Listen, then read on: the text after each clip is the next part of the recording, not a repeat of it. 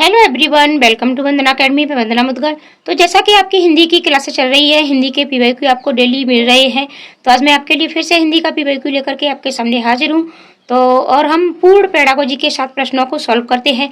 गद्यांश पद्यांश से भी मैं प्रश्न छाटना आपको सिखाती हूँ, तो आप वीडियो के लास्ट तक अवश्य बने रहें। अगर आप चैनल पर पहली बार जुड़ रहे हैं तो चैनल को सब्सक्राइब भी अवश्य कर लें।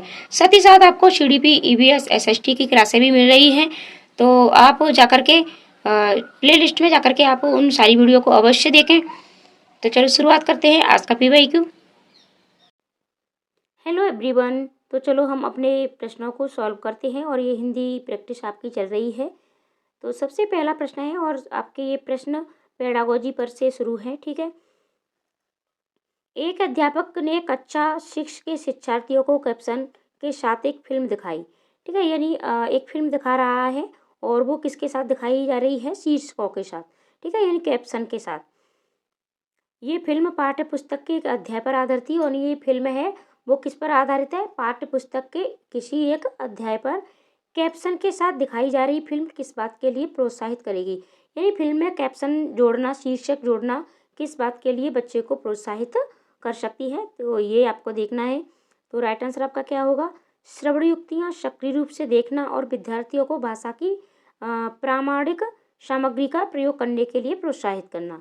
सक्रिय रूप से देखना और सुनना, इस तरह की और फिल्में देखने के लिए विद्यार्थियों को प्रोत्साहित करना। मौखिक संकेतों द्वारा श्रवण युक्तियाँ पात्रों के अभिनय की सराहना और समीक्षा रखना। अब देखो, सबसे पहले हम ऑप्शन नंबर 4 देखते हैं। तो मौखिक संकेतों द्वारा श्रवण युक्तियाँ पात्रों के अभिनय की, हमें सिर्फ पात्रों के अभिनय की सराहना और उनकी समीक्षा लिखने के लिए बच्चे को ये कैप्शन देख की क्या कहते हैं फिल्म नहीं दिखानी है, ठीक है। ये आपका नहीं होगा। और सिर्फ फिल्में देखने के लिए हमें बच्चों को प्रोत्साहित नहीं करना है। और सक्रिय रूप से देखना और सुनना ये भी आपका नहीं होगा। तो हमें प्रोत्साहित तो बच्चे को करना है, लेकिन किस लिए? तो बच्चे को यानी भाषा की प्रामाणिक सामग्री का प्रयोग करने के लिए, प्रोत्साहित करने के लिए हम बच्चे को इस तरीके की फिल्में दिखा सकते हैं। और इसमें बच्चे क्या है, सक्रिय रूप से देखेंगे भी और श्रवण युक्तियाँ यानी सुनेंगे भी, अपनी श्रवण युक्तियों का भी प्रयोग करेंगे, सक्रिय रूप से भी भाग लेंगे और भाषा की जो प्रामाणिक सामग्री का है उसका प्रयोग करने के लिए प्रोत्साहित होंगे। तो राइट आंसर आपका हो जाएगा नंबर 1। अगला प्रश्न है, निम्नलिखित कथनों को पढ़िए तथा सही विकल्प का चयन कीजिए। राइट आंसर आपका इसमें क्या होगा? अभिकथन है आपका, अपने प्रारंभिक बाल्यावस्था में एक बच्चा संज्ञा की अपेक्षा क्रियाओं का अधिक प्रयोग करता है। ये बिल्कुल सही है। और व्याकरणिक नियमों की अनदेखी करता है। उसको जब शुरुआत में व्याकरण के नियम है उनकी ज़्यादा जानकारी नहीं होती है और संज्ञा के स्थान पर वर्ब का प्रयोग ज़्यादा करता है, क्रिया का प्रयोग ज़्यादा करता है। जैसे कि बच्चे शुरुआत में सिर्फ इतना बोलते हैं, खाऊंगा, जाऊंगा, हैं, दे दो, यानी वो सिर्फ क्रिया का प्रयोग ज़्यादा करते हैं संज्ञा की अपेक्षा। तो ये आपका बिल्कुल सही है। उनकी शब्द संपदा बहुत सीमित होती है, ये भी बिल्कुल सही है। ऐसा नहीं है कि शब्द संपदा नहीं होती है, लेकिन शब्द संपदा बहुत सीमित होती है। धीरे धीरे इसका विस्तार होता है। लेकिन बात कब की हो रही है? बात हो रही है आपकी प्रारंभिक बाल्यावस्था की, यानी बाल्यावस्था के प्रारंभ में शब्द संपदा बच्चे की बहुत सीमित होती है। ये भी आपका बिल्कुल सही है। तो राइट आंसर आपका हो जाएगा नंबर 4। ए और आर दोनों सही हैं तथा आर ए की सही व्याख्या है। अगला प्रश्न है, एक बालिका अपनी भाषा कक्षा का अनुभव माँ के साथ साझा करती है और कहती है कि कभी कभी हम अपनी आंखें बंद करते हैं और हमें अध्यापिका अपने बस्ते में से कोई भी वस्तु निकालने के लिए कहती है। फिर हमें उस वस्तु के बारे में बताना होता है। ये सीखने का बहुत अच्छा तरीका है। बच्चे की ये टिप्पणी उद्गम के बारे में बच्चे की प्राथमिकता की ओर संकेत करती है। उसकी प्राथमिकता की पहचान कीजिए। यानी बच्चे अपनी प्राथमिकता के बारे में वर्णन कर रही है, तो उसकी क्या प्राथमिकता है ये आपको इसमें से ऑप्शनों में से पहचानना है। यानी बच्ची कहना चाहती है कि जब मैं कुछ करती हूँ तो भाषा प्रयोग अच्छी तरह से याद कर लेती हूँ, जब मैं सुनती हूँ तो भाषा प्रयोग अच्छी तरह से याद कर लेती हूँ, जब मैं देख कर नकल करती हूँ तो भाषा प्रयोग अच्छी तरह से याद कर लेती हूँ, जब मैं देखती हूँ तो भाषा प्रयोग अच्छी तरह से याद कर लेती हूँ। सिर्फ देखने से भी नहीं है, ठीक है। आपका राइट आंसर क्या होगा? राइट आंसर आपका हो जाएगा नंबर 1। यानी जब बच्ची का कहना है कि जब भी वो कोई एक्टिविटी करती है, ठीक है, तो उसका जो भाषा का प्रयोग है वो उसे बहुत अच्छे से याद हो जाता है। अगला प्रश्न है, शिक्षार्थी क्या करती है? उस उदाहरण को पढ़ें और उदाहरण से मेल खाती हुई युक्ति का चयन कीजिए। यदि मुझे किसी का अर्थ समझ में नहीं आता तो मैं देखने का प्रयास करती हूँ। ठीक है, यानी बच्ची है कोई या फिर बच्चा है आपका, शिक्षार्थी है, विद्यार्थी है, वो जब भी उसे कोई भी वस्तु या कोई भी चीज़ उसे समझ में नहीं आती है, जो भी वो अध्ययन करती है, तो फिर उसे वो दोबारा से देखती है अपनी सामग्री को, जो भी टॉपिक उसने पढ़ा है। तो संदर्भ सामग्री की मदद लेना, अभ्यास के लिए अवसरों का प्रयोग, मस्तिष्क की भ्रमित स्थिति, विन्यास पर ध्यान देना। तो राइट आंसर आपका क्या होगा? राइट आंसर होगा आपका संदर्भ सामग्री की मदद लेना, यानी उसकी जो भी संदर्भ सामग्री है उसकी वो दोबारा से मदद लेना चाहती है, क्योंकि वो जब समझ में अर्थ नहीं आता है तो उसे वो दोबारा देखने का प्रयास करती है। अब अभ्यास के अवसरों का प्रयोग नहीं कर रही है और भ्रमित स्थिति नहीं है, विन्यास पर भी ध्यान देना आपका नहीं है। अगला प्रश्न है, नैदानिक परीक्षणों का प्रयोग किसके आकलन के लिए किया जाता है? ठीक है, नैदानिक और एक आपका होता है उपचारात्मक परीक्षण। पाठ्य वस्तु के मुख्य बिंदुओं का सारांशीकरण करने की योग्यता, शिक्षार्थी की अपनी भाषा संबंधी गलतियों को स्वयं पहचानने की योग्यता, शिक्षार्थियों को उपलब्धियों के क्रम में श्रेणीबद्ध करना, शिक्षार्थी के भाषा के मजबूत और कमजोर बिंदु। ठीक है, यानी नैदानिक परीक्षणों का प्रयोग किसके आकलन के लिए किया जाता है? यानी हम जो भी नैदानिक परीक्षण करते हैं तो उसमें हम किस चीज़ का आकलन करते हैं? तो पाठ्य वस्तु के मुख्य बिंदुओं का सारांशीकरण करने की योग्यता का हम नहीं करेंगे। ठीक है, शिक्षार्थी की भाषा संबंधी गलतियों की पहचान आपको नहीं करनी है, क्योंकि जो भी गलतियाँ होती हैं वो अधिगम का एक हिस्सा होती हैं। और शिक्षार्थी की उपलब्धियों को भी श्रेणीबद्ध आपको नहीं करना है। तो राइट आंसर आपका क्या होगा? नंबर 4, शिक्षार्थी के भाषा के मजबूत और कमजोर बिंदु, यानी कौन से उसके बिंदु मजबूत हैं और कौन से कमजोर हैं, ये आकलन आपको करना है। निपुणता परीक्षण सदैव किसका आकलन करते हैं? ठीक है, यानी निपुणता परीक्षण सदैव किसका आकलन करते हैं? भाषा का वह स्तर जहाँ तक विद्यार्थी की पहुँच बन गई है, विद्यार्थियों को पढ़ाई गई भाषा, बहुसंवेदी अधिगम अनुभव, दैनिक वार्तालाप की भाषा। अब देखो निपुणता, बात किसकी हो रही है? निपुणता की हो रही है। तो निपुणता, तो राइट आंसर आपका क्या होगा? नंबर 1, यानी भाषा का वह स्तर जहाँ तक विद्यार्थियों की पहुँच बन गई है।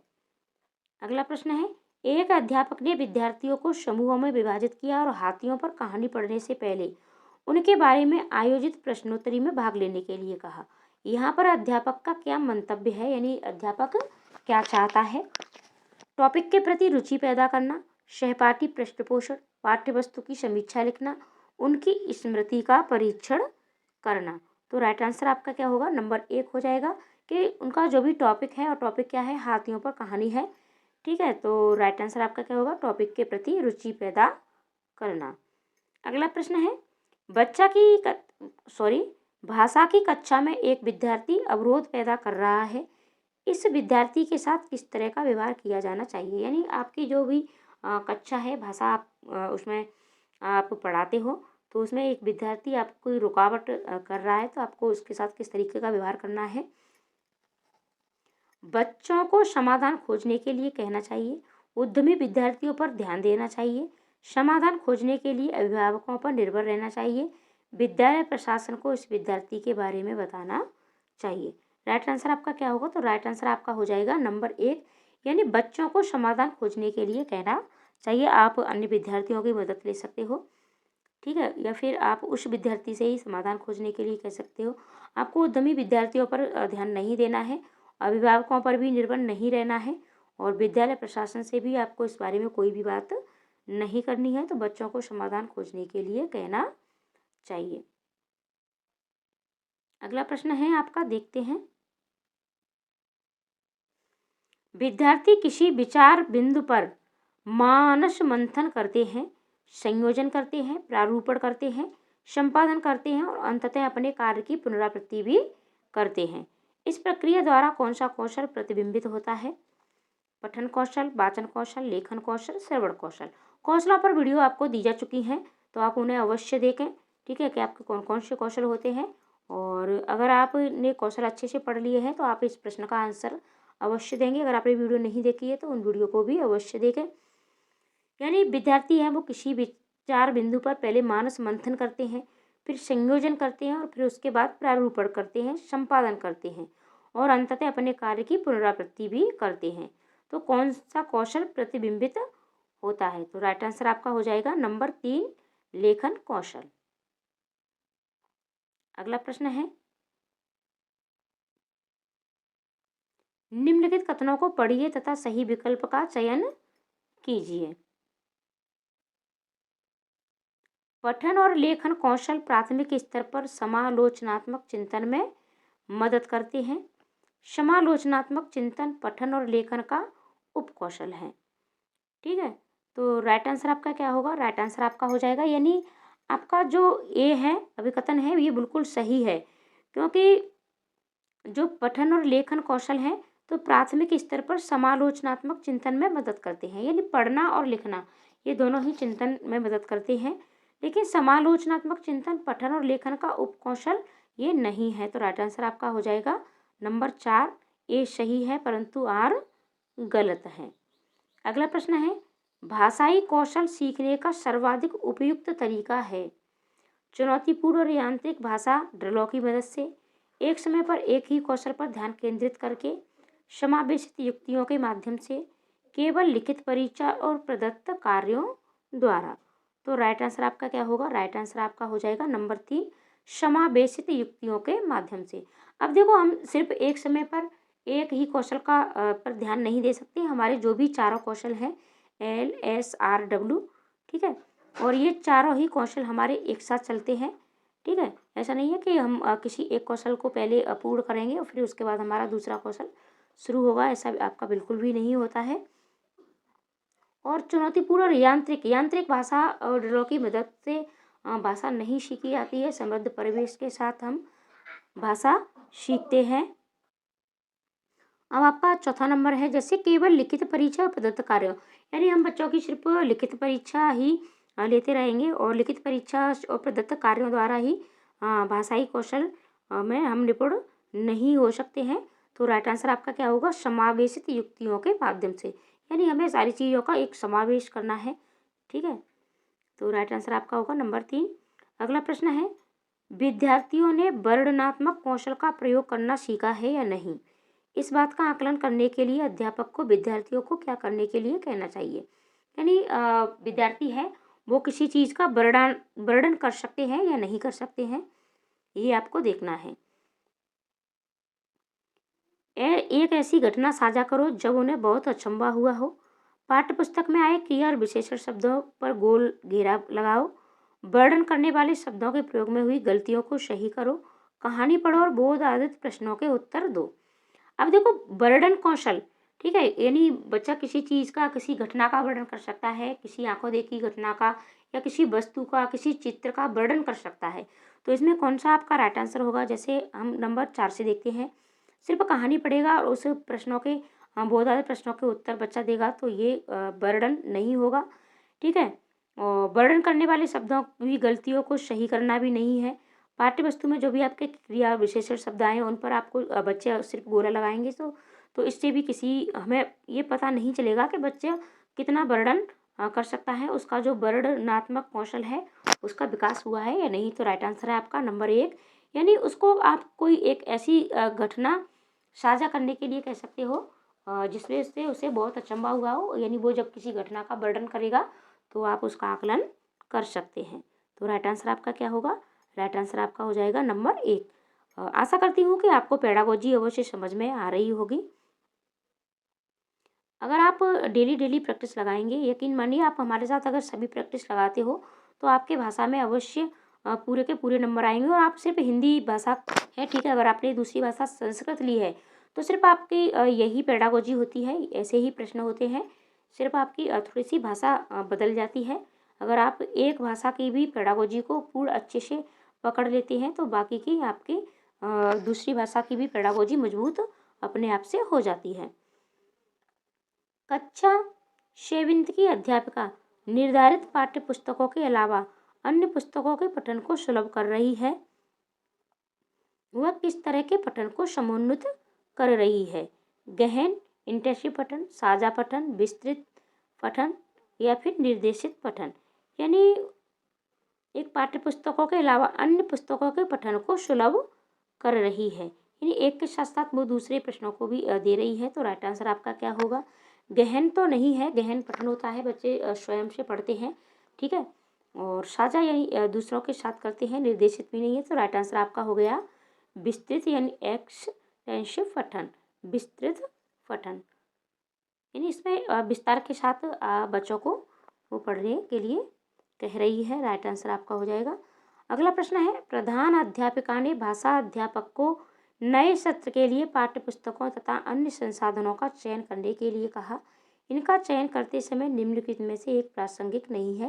यानी आप जब भी पाठ्य पुस्तकों का और संसाधनों का प्रयोग कक्षा के लिए करोगे, बच्चों के लिए करोगे, तो इन चारों में से एक आपका प्रासंगिक नहीं है। तो राइट आंसर आपका क्या होगा? पुस्तकों और संसाधनों की अनुकूलता, ठीक है। तो अनुकूलता अवश्य होनी चाहिए। बच्चों की अधगम आवश्यकताएं और उन्हें आने वाली भाषा है, ये भी अवश्य है, क्योंकि जब तक बच्चे को भाषा आएगी नहीं तो वो सीखेगा कैसे? विद्यार्थियों का स्तर विद्यार्थियों के स्तर के अनुसार ही, ठीक है, हमें विद्यार्थियों के स्तर के अनुसार ही पाठ्य पुस्तक और संसाधनों का प्रयोग हमेशा करना है। सामग्री की अवधारणात्मक जटिलता और गहनता। अब जटिलता और गहनता के आधार पर अगर हम पाठ्य पुस्तक और संसाधनों का प्रयोग करेंगे तो ये विद्यार्थियों के परे हो जाएगा। तो राइट आंसर आपका क्या होगा? राइट आंसर आपका नंबर 4 ही हो जाएगा, क्योंकि आपसे नहीं पूछा है और ये तीनों आपके कट जाएंगे। अगला प्रश्न है, अध्यापक ने शिक्षार्थियों द्वारा भाषा सामग्री के प्रयोग का निरीक्षण करने के लिए मानदंड निर्धारित किए। सामग्री के प्रयोग का निरीक्षण करने के लिए कौन सा मानदंड सर्वाधिक रूप से महत्वपूर्ण और सहायक है?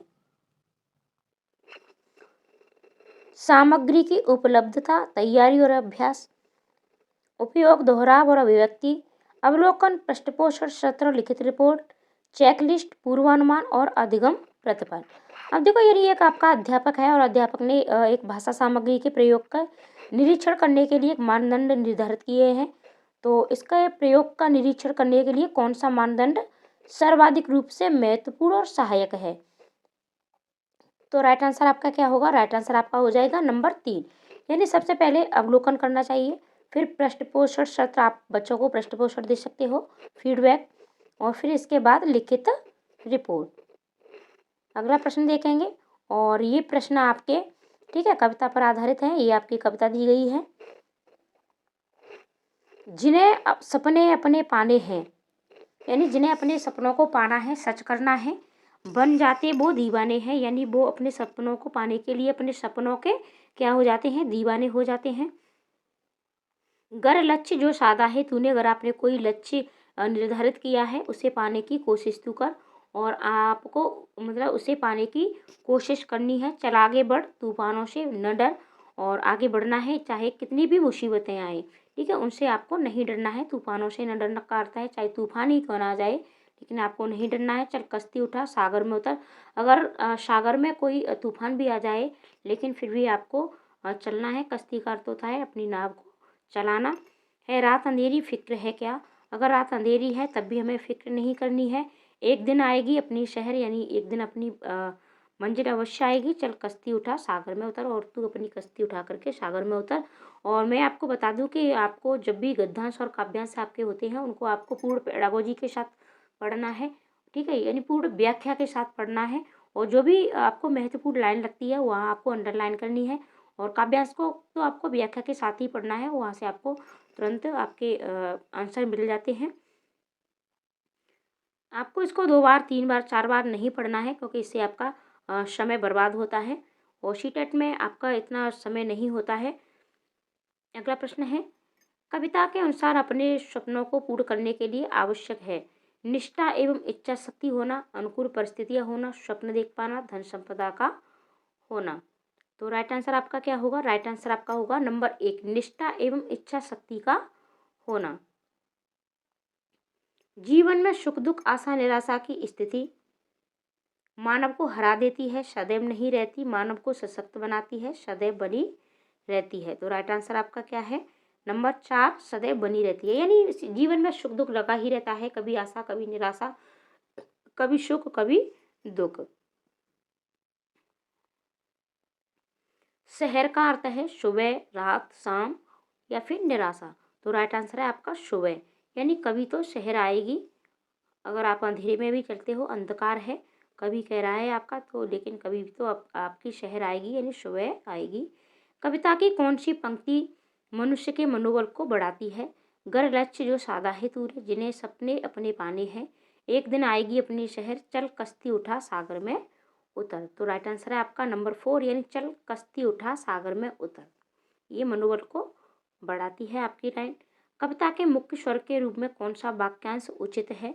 जो सादा है तूने सागर में उतर, एक दिन आएगी है रात अंधेरी। तो मुख्य स्वर के रूप में कौन सा वाक्यांश उचित है, ये आपसे पूछा है, तो राइट आंसर है आपका सागर में उतर। फिक्र का समानार्थी शब्द है चिता, चुनौती, चिंता या फिर डरना। तो राइट आंसर आपका क्या होगा? राइट आंसर आपका होगा नंबर 3। फिक्र का अर्थ होता है चिंता करना, फिक्र करना या फिर आपका चिंता करना। अब देखो हम ये अपना गद्यांश पढ़ेंगे और इसमें से प्रश्न आपको किस तरीके से छांटने हैं ये देखेंगे। कहते हैं मनुष्य ने 9 से 10,000 साल पहले बौद्धिक दृष्टिकोण की खोज की थी। और आप जब भी इन्हें पढ़ें तो आपको पूर्ण ये व्याख्या के साथ और समझ के साथ जो भी लाइन आपको महत्वपूर्ण लगती है उस पर अंडरलाइन करते हुए आपको ये पढ़ना है। आपको 2 बार 3 बार 4 बार 6 बार नहीं पढ़ना है, क्योंकि इससे आपका टाइम बर्बाद होता है। अब देखो हमें पहली ही लाइन बहुत महत्वपूर्ण लग रही है कि मनुष्य ने 9 से 10,000 साल पहले, कितने साल पहले? 9 से 10,000 साल पहले बौद्धिक दृष्टिकोण की खोज की थी। वह भक्ति मार्ग था। मानव इतिहास के इस दौर के लोग सबसे बुद्धिमान थे। मैंने पहले ही कहा है कि आध्यात्मिक दुनिया का महत्व बहुत अधिक है, फिर भी सापेक्ष दुनिया पूरी तरह से महत्वहीन नहीं है। जब सुदूर अतीत में मनुष्यों ने महसूस किया कि कर्मयोग और ज्ञान योग उन्हें सच्ची प्रगति प्राप्त करने में मदद नहीं करेंगे। अब मनुष्यों ने क्या महसूस किया? कर्मयोग और ज्ञान योग सच्ची प्रगति प्राप्त करने में मदद नहीं करेंगे, तो उन्होंने तुरंत भक्ति योग को अपना लिया।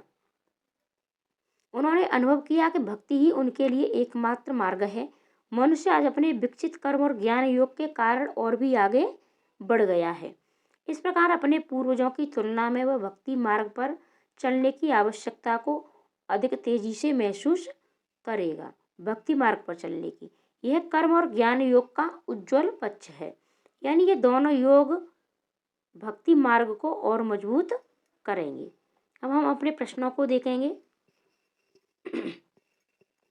प्रश्न है आपका, इस दौर के लोग सबसे बुद्धिमान थे। वाक्य के रेखागत अंश में किस दौर के लोगों की चर्चा की गई है? अब देखो इस दौर, तो अब राइट आंसर आपका क्या होगा? बौद्धिक दृष्टिकोण खोजने वाले धनी लोगों की, मानव इतिहास में नाम दर्ज करवाने लोगों की, 9-10 हजार वर्ष पूर्व के लोगों की, मानव इतिहास में लक्ष्य प्राप्त करने वाले लोगों की। मैं सिर्फ आपको एक बार ही आपका गद्यांश दिखाऊंगी कि हमने जो भी अंडरलाइन की थी, ठीक है, वहाँ से प्रश्न हमारा किस तरीके से मिल जाएगा। तो इस दौर के लोग सबसे बुद्धिमान थे, तो किस दौर के? तो ये देखो हमने अंडरलाइन की थी, तो 9 से 10,000 साल पहले की, ठीक है, 9 से 10,000 साल पहले के, और ये हमारी अंडरलाइन है, तो हमें तुरंत प्रश्न मिल गया है। तो ऑफलाइन आपका एग्जाम होगा तो प्रश्न पत्र आपके हाथ में ही होगा, और आप अंडरलाइन अवश्य करें और प्रश्नों को जल्द से जल्द छाटें, अपना समय बचाएं। तो राइट आंसर आपका हो गया नंबर 3, 9-10 हजार वर्ष पूर्व के लोगों की। भक्ति योग का महत्व है वास्तविक प्रगति की प्राप्ति में, ज्ञान योग की प्रगति में, सापेक्ष दुनिया की प्राप्ति में, कर्म योग की प्रगति में। तो राइट आंसर आपका क्या होगा? राइट आंसर आपका होगा नंबर 1, वास्तविक प्रगति की प्राप्ति में। अगला प्रश्न है, डैश एवं डैश योग भक्ति मार्ग को सशक्त करेंगे। तो राइट आंसर आपका क्या होगा? राइट आंसर आपका हो जाएगा नंबर 4, कर्म योग एवं ज्ञान योग। अगला प्रश्न है, गद्यांश के आधार पर कहा जा सकता है कि मानव जीवन में डैश का महत्व सर्वाधिक है। तो किस चीज का है आपका? तो राइट आंसर है आपका नंबर 3, आध्यात्मिकता का। अगला प्रश्न है, मानव जीवन के लिए एकमात्र मार्ग है। तो मानव जीवन के लिए एकमात्र मार्ग क्या है? तो राइट आंसर आपका हो गया भक्ति का। मनुष्य के पूर्वजों ने किस चीज़ की आवश्यकता को नहीं समझा था? तो राइट आंसर आपका क्या होगा? राइट आंसर आपका हो जाएगा नंबर 4, मानसिक विकास की। अगला प्रश्न है, विशेषण विशेष्य का उदाहरण है। सबसे बुद्धिमान, उज्ज्वल पक्ष, मानव इतिहास, अधिक तेजी। तो राइट आंसर आपका क्या होगा? राइट आंसर आपका हो जाएगा नंबर 2, उज्ज्वल पक्ष। सापेक्ष का विलोम शब्द है, तो सापेक्ष का विलोम शब्द आपका होगा नंबर 3, निरपेक्ष। अगला प्रश्न है, समूह से भिन्न शब्द है। तो समूह से भिन्न शब्द क्या है आपका? तो ये आंसर आपको देना है कमेंट बॉक्स में, अवश्य देखें, क्योंकि यहाँ से आप पता चलेगा कि आप कितने प्रश्नों को सॉल्व कर पाते हो, आप किसी एक प्रश्न का आंसर आप दे भी पाते हो या नहीं दे पाते हो, पेडागोजी पर आपकी पकड़ कितनी है। अगर आपको वीडियो अच्छी लगती है तो वीडियो को प्लीज़ शेयर अवश्य करें अपने दोस्तों को, और लाइक कमेंट करना बिल्कुल न भूलें। तो मिलते हैं अगले टॉपिक पर, यानी अगली वीडियो में अगले PYQ के साथ। आज के लिए इतना ही, धन्यवाद।